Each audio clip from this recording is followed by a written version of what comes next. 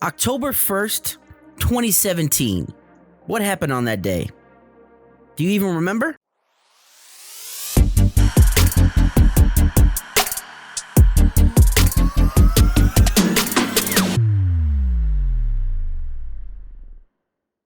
Once again, people had gathered for music and fun, only to hear this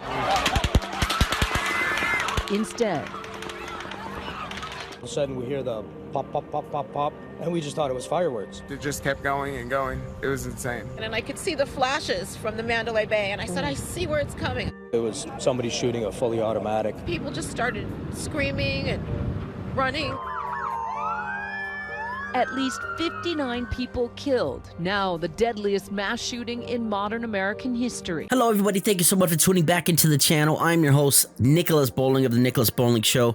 I'm going to be talking about something very interesting today that I'm sure that you have not thought about in probably 5 or more years. And that's Stephen Paddock killing 59 people and injuring over 500. It may be starting to ring a bell here. The Las Vegas Massacre. That's what we're going to be talking about today on this episode. The FBI just put out a 300-page investigation, a huge document that a lot of people went through. I went through some of it, and I got some breakdowns here I want to go over and talk about here.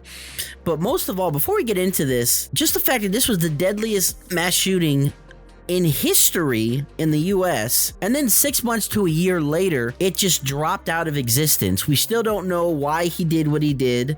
And this is even after the 300-page report. There's been a lot of conspiracies about this. I'm going to be talking about a couple of those conspiracies in what I think may have happened, in my opinion.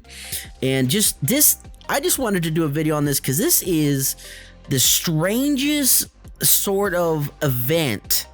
Not even just what happened, it was tragic, but just the circumstances surrounding what happened. And here we are almost 6 years later, and we still know just as little as we did on October 1st when this occurred. Big shout out to Reddit user Gravy Pop-Tarts. He did a kind of a summary of some of the interesting things that he found in the 300-page report. So before we get into the report itself, I just want to go over a couple of facts here because, again, the mainstream media dropped this story like a hot potato, 6 months to a year after it happened. When this popped up in my feed on Reddit, I thought to myself, holy shit, I haven't thought about this in years. But 500 people were injured here, including police officers, people that were just at a concert, and not to mention the 59 victims that were actually killed. So for this just to be dropped is just completely insane. So I wanted to shed some light on this. So just some brief facts before we get into it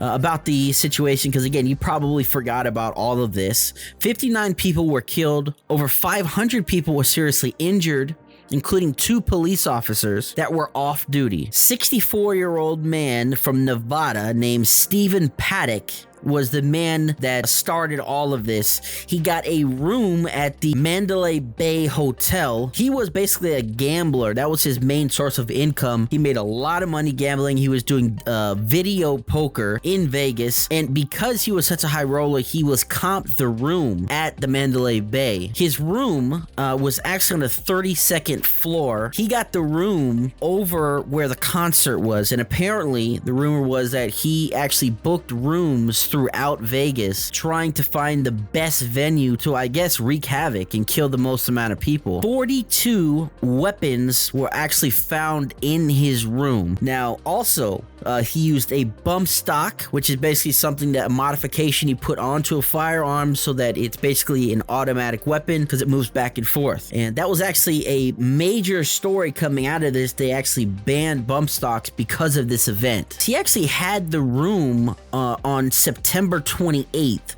So several days before this incident. It's interesting because he obviously was planning this ahead of time, so it wasn't a spontaneous sort of thing that just he went down, lost a bunch of money, and just said, you know what, fuck this, I'm gonna fuck some shit up. This is obviously very well planned out. He got the hotel room, he knew the concert, he knew which room to get. The 42 weapons, there was video footage of him going up and down, up and down, up and down elevators, and because he was such a high roller, he was comped the room, and they even gave him his own elevator. So that's another way he got away with this. A lot of people were saying, how did people not notice him bringing up, you know, huge duffel bags? He had massive weapons, 42 weapons, not just handguns. I'm talking about big ass weapons. How did nobody notice that?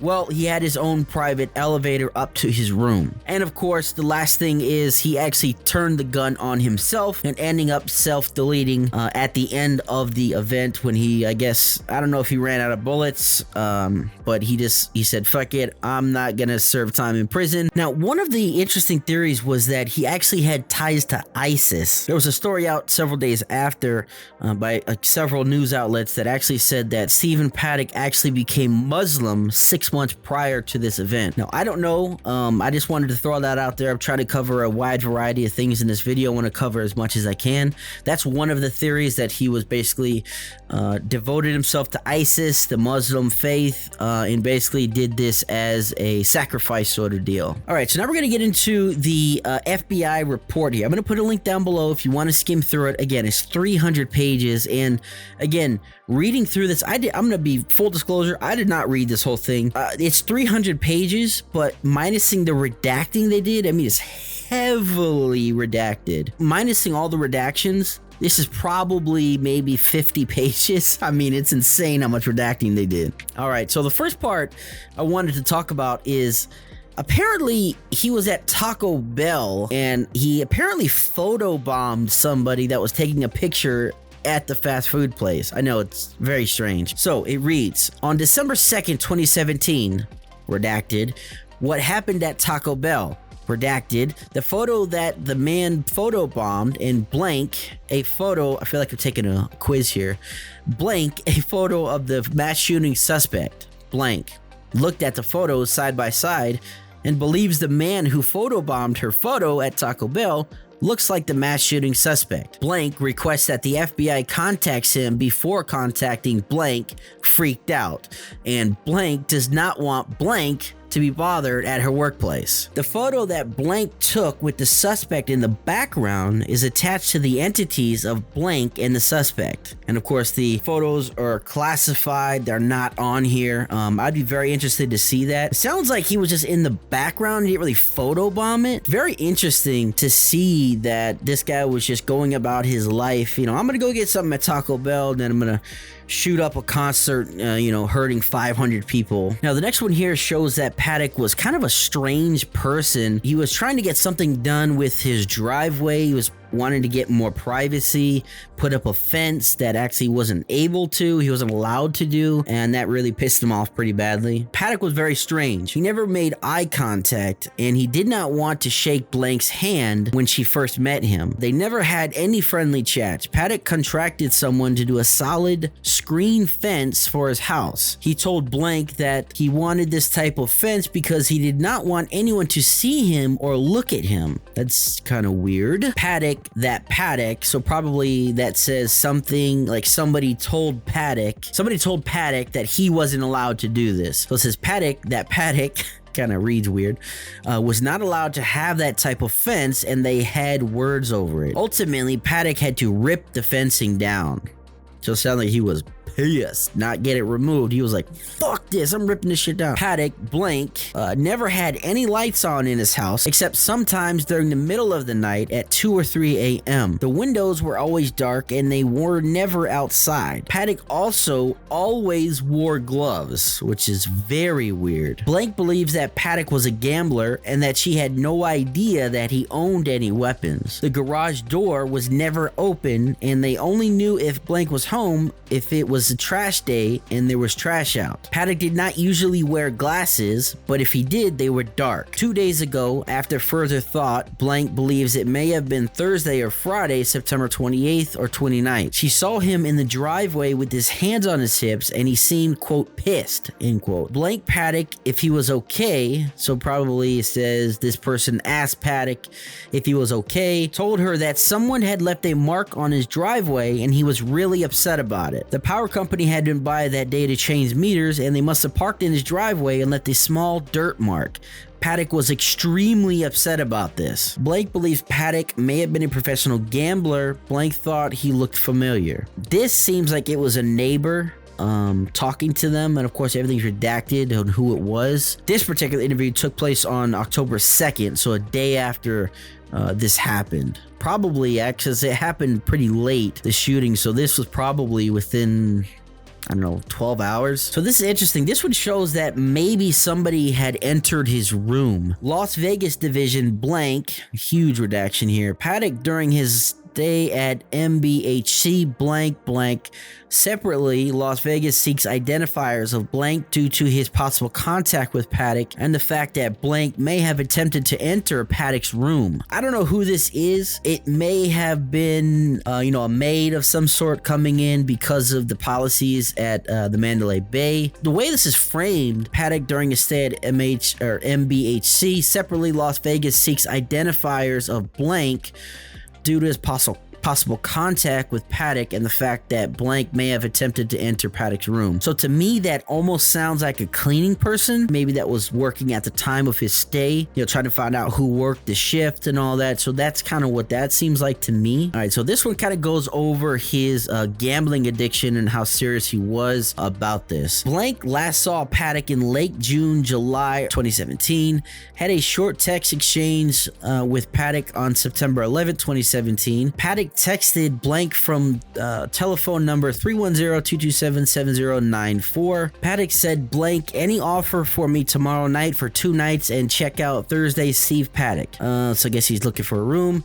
Blank, when Paddock texted, but replied to Paddock that he would be offered $1,500 in free play, $750 food beverage credit, and could get 5 nights free lodging if he spent $300 a day in the casino. Blank booked a 2-floor suite, holy shit, for Paddock, as she usually did when he stayed at the Tropicana Las Vegas. Blank asked Paddock for his email address, and Paddock texted back an email address of centralpark@live.com. Blank did not send Paddock an email because Paddock called her to make sure Blank to the reservation so she could make charges to the room, maybe credit card. Paddock stayed at the Tropicana Las Vegas September 12th to the 14th, 2017. This is interesting. It's a small interesting part here.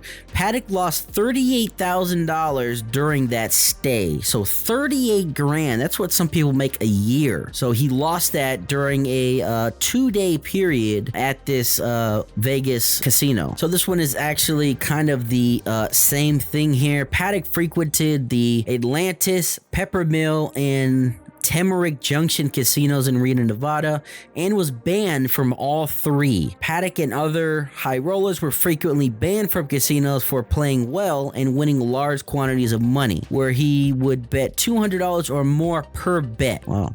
You know what? I don't know. I say wow, but is that a lot? I don't know. Maybe any gamblers could let me know. Previous years, casinos treated the high rollers very well and would frequently treat them to free cruises, airline flights, penthouse suite tours, and rides in nice cars. About 3 years ago, the casino changes their views of how the high rollers would be treated and started banning them from certain events, hotels, and sometimes certain casinos. Blank never spoke with Paddock on the phone and never exchanged emails or had any other type of communication with Paddock. Blank described Paddock as a really nice and personable guy who Blank would gladly invite over for dinner. Paddock never showed any signs of radicalized behavior and never expressed any interest in firearms to Blank. Paddock was very intelligent and, like all professional gamblers, frequently kept to himself. Paddock would frequently play for 6 to 8 hours a day and sometimes up to 18 hours a day in the casinos. Holy Holy shit. Paddock was likely playing on blank because he could receive the benefits of playing in the high limit area, would not be shunned because of his reputation. Blank knew it was not unusual for Paddock or any other high roller to carry around $100,000 in cash. Blank stated he gave previous girlfriends cash amounts of over $25,000 and that Paddock could easily wire $100,000 blank. Paddock was easily able to purchase property and houses with cash. Blank personally went through $6 million in casinos last year, and that Paddock was a bigger player than Blank. So this sounds like a friend of Paddock's, basically, that rolled with him to the casinos, and kind of this is him describing what type of gambler / person he was when he gambled. So that is insane. He personally went through $6 million in casinos last year, and that Paddock was an even bigger player than him. I believe that's what the redaction, that's probably the guy's name, bigger player than blank. So this one's kind of interesting. It was labeled that this person was a conspiracy nut, so this is kind of interesting. There's so much redaction that's kind of hard to follow, but blank social security number, account number, blank was interviewed at blank, special agents blank. After being advised of the identity of the interviewing agents and the nature of the interview, blank provided the following information. Blank advised she knew why the FBI wanted to speak with her. She stated she had gotten into an argument with her friend blank on Facebook blank. Blank did not believe the media and others were being truthful about what really happened with the Las Vegas mass shooting. Blank believed there was a conspiracy and that the public was being misled. Blank had some theories about what really happened and why what was being reported couldn't be true. Blank posted some comments on Facebook regarding the Las Vegas shooting, using Facebook Messenger to start to chat with her. Blank did not agree with what blank. There was a lady, an Asian lady, that was brought in for questioning that had some sort of, they thought maybe had an affiliation with Paddock or was friends with him, and then later came to find out she wasn't involved at all. So that may, I don't know, that could be her. I'm not really too sure. So this one is kind of interesting. Blank designated in blank and worked for Intermountain Health for blank at Mesa View Hospital in Mesquite, Nevada in April of 2014. Blank's schedule is usually Monday through Friday, 7:30 a.m. to 4 p.m. Regarding psychiatric patients, blank only has interaction with patients blank, but she has a tracking system on her computer so she knows when regular, quote unquote, patients are admitted. Psychiatric patients stay in the ER much longer than the typical ER patients, so blank gets to know their names. When blank saw Stephen Paddock's picture on the television, she did not recognize Paddock. Blank had no idea if Paddock had ever been a patient at Mesa View, but she advised that she was not a, quote, frequent flyer, end quote, aka frequent patient. Mesa View management never told blank to delete records related to Paddock or any other patient. That's interesting. Blank Mesa View did send an email to employees telling them not to search the hospital's records for Paddock. Whoa. Blank advised that the ER doctors aren't contractors and work for M-Care out of Las Vegas. The doctors' billings go through M-Care, and M-Care would have records of which patients their doctors saw at Mesa View. Every week at 2 p.m., hospital management conducts a safety huddle to discuss safety issues. Before or after blank could not remember which, the safety meeting on Monday, October 2nd, 2017, blank Mesa View told blank that Paddock had been at Mesa View on a psychiatric hold and that blank. So somebody at management seems like they talked about Paddock being a patient here on a psychiatric hold, which is extremely interesting because up to this point, first-hand accounts said that, besides the neighbor, I guess, but we're saying that Paddock was a good guy and all that. The guy at the hotel that maybe does his booking said that he was, a good guy, didn't seem abnormal at all. So this one we're wrapping up here is interesting because it has something to do with him hurting his leg. There's some very strange pictures of him sprawled out on a bed with, I believe, to be in a hotel room, and this was years earlier. On Tuesday, 11/1/2011 at 11:40 a.m., I blank responded to the Aria guest room number 17118 for a report of an ill guest. There I met the guest of that room, Stephen Paddock, date of birth 4/9/1953, 317 Casewick Lane, Mesquite, Texas 75150. Mr. Paddock is not here as part of a convention. Mr. Paddock stated that he is, quote, exhausted, end quote, and is suffering pain in his left leg and one of his arms, which he did not specify, and he requested paramedics. Blank was on scene upon my arrival and started administering oxygen set at number 14 with a rebreather. And these are the pictures here. It just looks so weird. Like, who? Okay, first off, who took these pictures? I'm assuming the EMTs. Is that something that's or is this maybe, well, no, I was thinking maybe this is, body cam footage, but first off, EMTs don't have body cams typically, and the little timestamp, in the bottom right of each of the photos look like a digital camera. And there also says the file names are JPEGs, so it can't be a video. But these just look really odd to me. Like, okay, first off, it's just weird how he's just laying out there with oxygen. And then why would they take pictures? I've never seen EMTs just take like digital camera pictures of somebody laid on a bed. If they're like, what? I don't really understand this, but this is kind of interesting. I just wanted to include that. All right, so last but not least, we're gonna go over an itemized kind of breakdown on what was in his room after he self-deleted, after the whole incident. Item number 1, Daniel defense rifle, serial number blah, with scope and bipod from Mandalay Bay hotel room. Item 2, FNH rifle, Lewis machine gun and tool rifle, serial number with scope and bipod. Colt rifle, sticker removed from bump stock. LWRC International rifle, Daniel defense rifle, sticker removed from bump stock. POF USA rifle, Colt rifle, sticker removed from bump stock. FHN rifle, Christensen arms rifle, POF USA rifle. Ruger rifle, debris from trigger area. Daniel defense rifle, Sig Sauer rifle.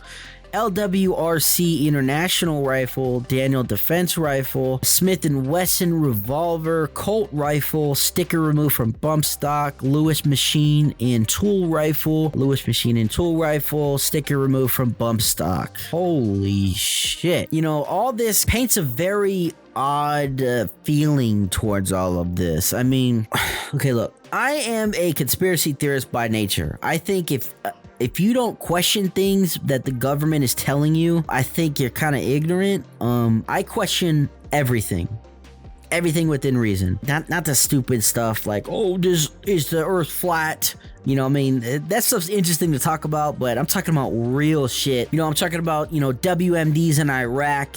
That started the Iraq war that was based on a lie. I'm talking about stuff like that, just all this other conspiracy stuff, 9/11. I'm not going to get into all that, but you know what I'm talking about.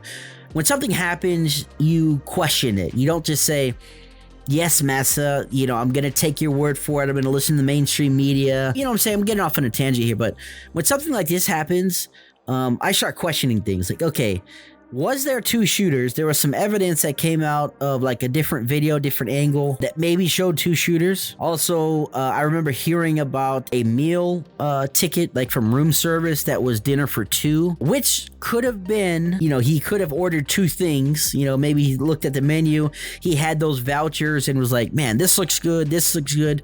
As my grandpa says, eating with his eyes. Just because he ordered dinner for 2 doesn't mean there was 2 in there. I don't know exactly, but just the fact that here we are almost 5 years later, we still don't know his motive, why he did this. I mean, this again wasn't robbing a liquor store and shooting a couple people in there. This was a mass murder spree that he planned out very detailedly to bring the weapons, stockpiling those weapons, making sure nobody knew about it. That we heard earlier, the people was like, I didn't know he was stockpiling weapons. I don't know any of that. He seemed like a normal guy. He was a little weird maybe, but didn't seem like he was capable of doing this. Was he a patsy? Was he the fall guy? At the end of the day, he self-deleted. Was there somebody else in the room, killed him, and left? I mean, that's all extremely possible, but just the fact that we don't know why, There's a 300-page FBI investigation here. You go through and read it, you're left with more questions than when you first started. The weirdest part about it is that the mainstream media was hammering this, as they should when it happened, non-stop coverage. Deadliest mass shooting, deadliest mass shooting. It was used for gun control and legislation that was passed for the bump stock, and then they just dropped it. They dropped it like a hot potato. Why? I mean, us as journalists, we ask questions to get to the bottom of things, and we don't take, well, I don't know, just chalk it up to psycho. That just doesn't happen. And also, another interesting thing about this was it politically motivated? Now, this is the last thing I'm going to leave you with. This was a country concert, especially in 2017 when Trump was extremely popular. We had the Russia stuff going on. We had SA allegations for Trump, and all this stuff coming out and being demonized by the mainstream media round the clock. So was this politically motivated? Did he see a bunch of Trump supporters? Because country music fans typically are conservative, right-wing, and were Trump supporters. This was a massive concert with 20,000 people. I would bet dollars to donuts that a majority, probably 70 to 75% of the people there, maybe even more. I wouldn't be shocked if it was 90% of the people there were Trump voters. And that was something that was being floated after this. Was it politically motivated? Was he targeting Trump supporters? So I don't know. I just wanted to do a video breaking this down and trying to reintroduce this to the public.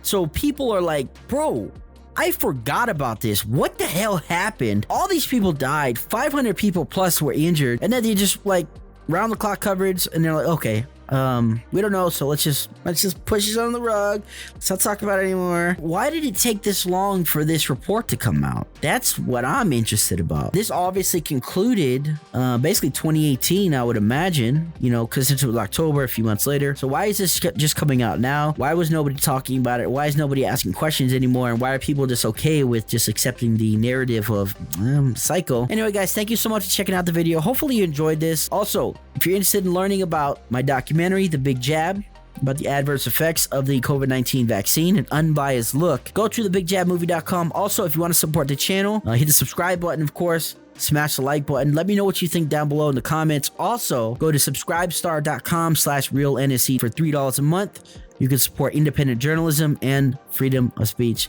Thank you, guys. God bless. Stay safe.